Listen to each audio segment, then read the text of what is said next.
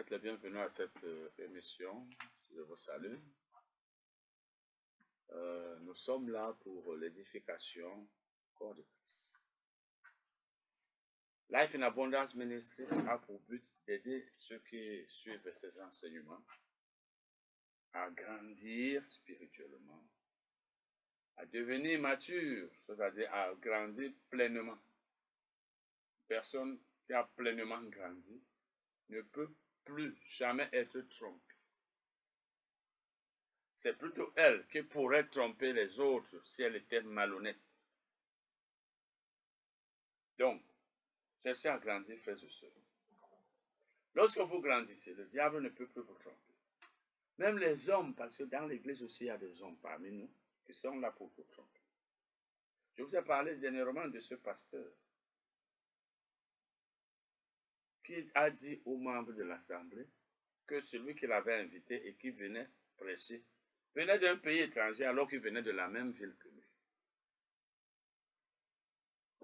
Vous connaissez tous ceux-là qui enseignent de fausses doctrines de façon délibérée, volontaire, intentionnelle, non pas parce qu'ils sont ignorants, mais parce qu'ils veulent gagner de l'argent, parce qu'ils veulent vous exploiter. Donc, cherchez à être mature. Et surtout, nous sommes dans les derniers temps.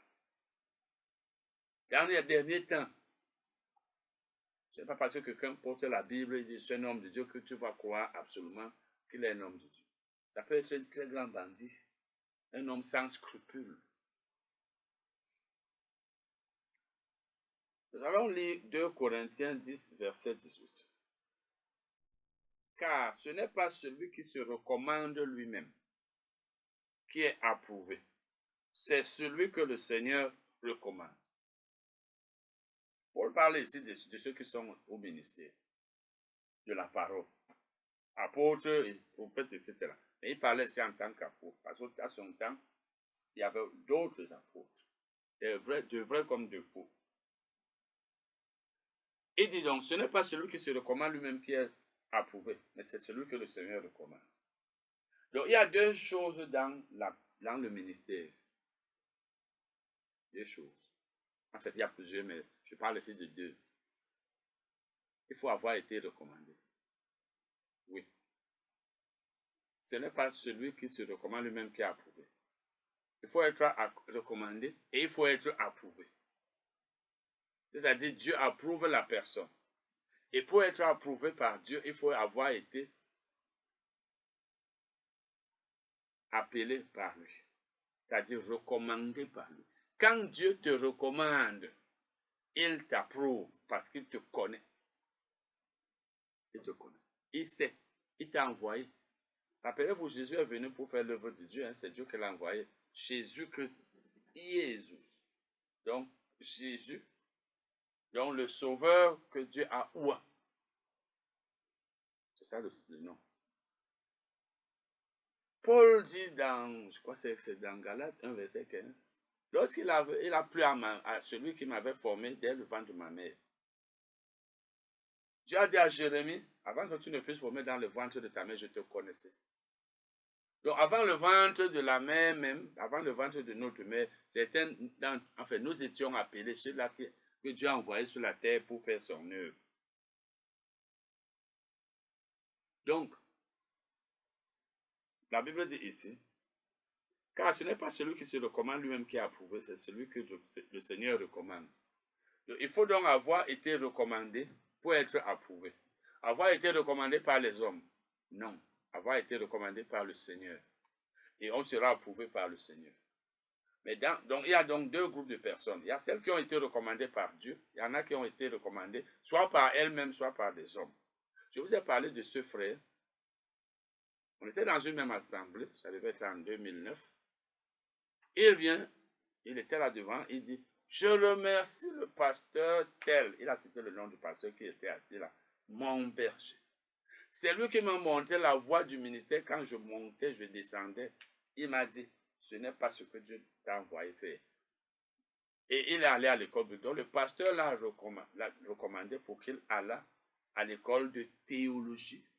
D'où il est sorti 2 ans après, disant qu'il était pasteur. Mais sans vous mentir, moi, je n'avais rien vu de bon en lui. Si quelqu'un dit, c'est le pasteur qui m'a monté la voie du ministère, quand je montais, je descendais. Ça veut dire, je ne savais même pas ce que je cherchais. Et le pasteur m'a dit, va, ce n'est pas ce que tu dois faire. Va au ministère. Il allait à l'école biblique étudier. Un autre jour, il dit à l'assemblée qu'il ne voulait même pas aller à l'école biblique, mais un jour, sa femme est venue lui donner l'argent de transport en disant, vas-y, elle est partie. Est-ce qu'on force une personne appelée à aller au ministère? Elle-même aime le ministère. Donc, on peut avoir des gens comme ça dans l'église, il y en a beaucoup. Ils sont là pour avoir un pain quotidien, ils sont là pour avoir un salaire. Moi-même, je pouvais être pasteur dans cette assemblée, dans cette dénomination. Je n'ai pas refusé, pardon, je n'ai pas accepté. Parce qu'on aurait fait de moi un pasteur alors que je n'étais pas pasteur. Nous allons lire 2 Corinthiens 11, verset 13. Je veux dire, on va lire plutôt maintenant. Il n'est donc pas étrange que ces ministres, ça c'est verset 15. Non, on lit d'abord le verset 14. Parce que la Bible, non, on était encore au verset, s'il vous plaît, on était au verset 18. Ce n'est pas celui qui se recommande lui-même qui est approuvé, mais c'est celui que le Seigneur recommande. C'est quand le Seigneur Jésus te recommande que tu es approuvé par lui. Donc, il y a ceux qui sont recommandés par eux-mêmes ou par les hommes, ceux qui vont dans les écoles bibliques sans l'appel, ceux qui vont là-bas parce qu'on leur a dit ceci, cela. Ils se sont recommandés eux-mêmes dans certains cas.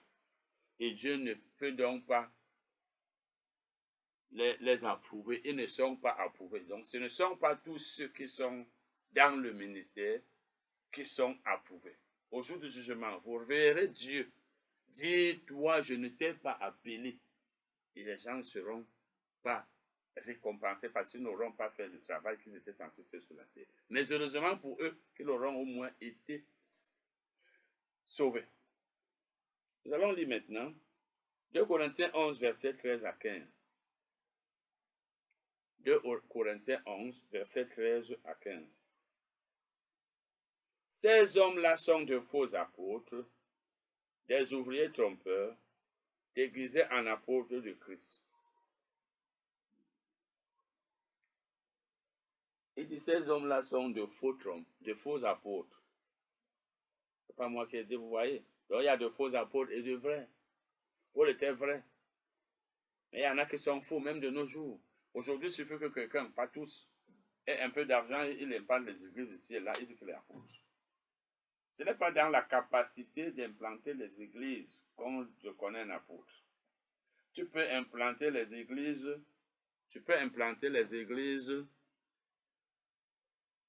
dans la chair parce que tu as de l'argent. Tu peux implanter les églises dans la chair parce que tu as de l'argent. Il suffit d'avoir de l'argent, tu implantes les églises ici et là. L'argent peut être venu même de Dieu, comme il peut ne pas être venu de Dieu, mais l'essentiel c'est que tu as implanté les églises et pourtant tu es apôtre, mais tu n'es pas apôtre. Je ne suis pas en train d'enseigner sur le ministère de l'apôtre. Les signes d'un apôtre ont éclaté au milieu de vous. On peut reconnaître un apôtre par un certain nombre de choses, pas par le fait qu'on dit qu'on est apôtre, ou parce qu'on a implanté les églises.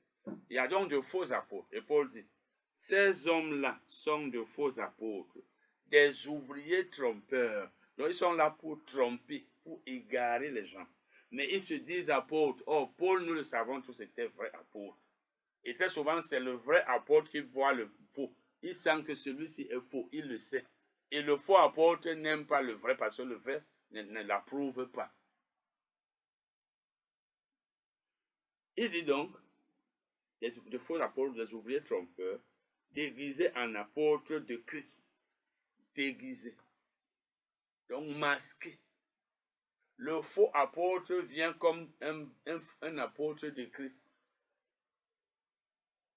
Et la Bible continue en disant, et cela n'est pas étonnant, puisque Satan lui-même se déguise en ange de lumière.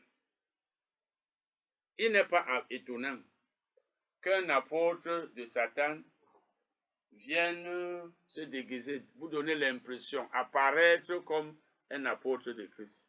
Et c'est comme ça. Jésus a dit, méfiez-vous, gardez-vous des faux prophètes. Ils viennent à vous en vêtements de brebis. Donc le faux apôtre ne te dira jamais, je suis un faux apôtre. Il fera tout qui montre ou qui fait croire qu'il est vrai apôtre. Donc ne t'appuie pas sur ces déclarations pour dire qu'il est vrai apôtre. Appuie-toi sur les choses dont la Bible parle lorsqu'elle parle des apôtres. C'est par là qu'on les reconnaît. Donc la Bible dit ici, désouvrir ton peuple, déguisé en apôtre de Christ. Et cela n'est pas étonnant.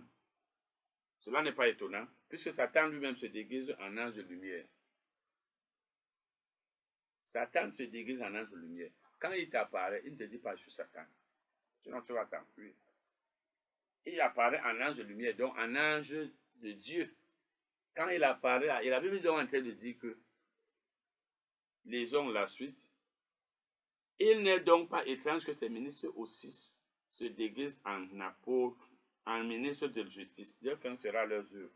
Donc Satan, quand il vient, il te donne l'impression qu'il est un ange de lumière alors qu'il ne l'est pas. Ce n'est donc pas étonnant que ces ministres, ceux qui le servent, ces serviteurs viennent aussi en serviteurs de Dieu. Donc cela ne doit pas se surprendre.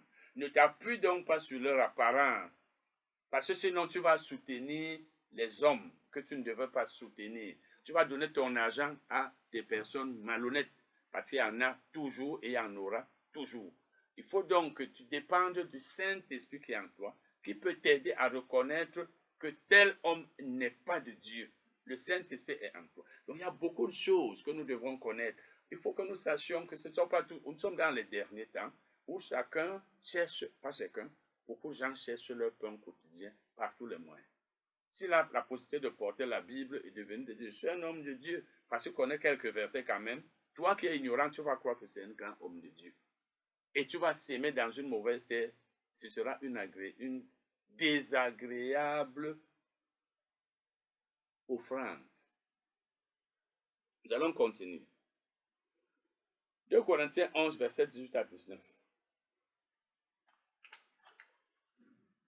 2 Corinthiens 11, verset 18 à 19. 2 Corinthiens 11, bon, disons le verset 18 à 20. 2 Corinthiens 11, verset 18 à 20. Puisqu'il en est plusieurs qui se glorifient selon la chair, je me glorifierai aussi. Je me glorifierai aussi. Paul est en train de parler de ces mêmes personnes-là. Vous savez, on était toujours en train de lire le chapitre 11. Il dit, puisqu'il en est plusieurs qui se glorifient selon la chair, je me glorifierai aussi. Car vous supportez volontiers les insensés, vous qui êtes sages. Paul était en train de leur dire ici, vous supportez les faux serviteurs de Dieu. Il dit ce que ces serviteurs de Dieu faisaient. Il dit, vous les supportez. Vous qui êtes sages, vous supportez ces gens. Et il commence donc à parler des choses que ces faux apôtres faisaient aux Corinthiens. Il dit, si quelqu'un vous a servi, donc vous rend esclave. Si quelqu'un vous dévore, quelqu'un s'empare de vous, si quelqu'un est arrogant, orgueilleux, arrogant, fanfaron, vous savez, quelqu'un vous frappe au visage, vous le supportez. Tout ça, c'est des choses qu'on ne doit pas faire. Surtout quand on est ministre de la parole, on ne doit pas faire ça aux chrétiens. Donc ces apôtres-là, les dévoraient, les asservissaient, s'emparaient d'eux. Et ce n'est pas tout. Ils étaient arrogants. Ils les frappaient au visage. Mais les chrétiens les supportaient. Ils les supportent. J'ai entendu parler de prédicateurs dans la ville où je vis qui fouettent les chrétiens, qui fouettent les pères parce qu'ils sont pasteurs. Tu arrives en retard, on te dit, tends la main, on te fouette. Dans l'église du Seigneur Jésus. Et ces hommes-là vivent et pensent qu'ils sont en train de faire quelque chose qui ne va leur causer aucun problème. Donc, frère, si tu vois un homme qui frappe les chrétiens, qui les gifle, tu vois un homme qui les dépouille, qui les a servis, eh bien, qui est arrogant, qui les frappe au visage. Il y a des assemblées comme ça où on frappe, on cogne. Je disais bien tout à l'heure. Il y a des assemblées où on dit mets-toi à genoux. Plusieurs fois, nous ne sommes pas dans la traite négrière. Il y a des assemblées comme ça. Si vous êtes dans ce genre d'assemblée, vous devez déjà commencer à bien réfléchir. Parce qu'une personne qui sert Dieu ne fouette pas ses frères. Une personne qui a été appelée ne maltraite pas ses frères. Elle n'a pas été recommandée par elle-même, mais par le Seigneur. C'est pourquoi elle s'efforce d'écouter la voix du Seigneur. Vous voyez donc que, frères et sœurs, il n'y a pas que de vrais apôtres au milieu de nous, tout comme il n'y a pas que de vrais pasteurs.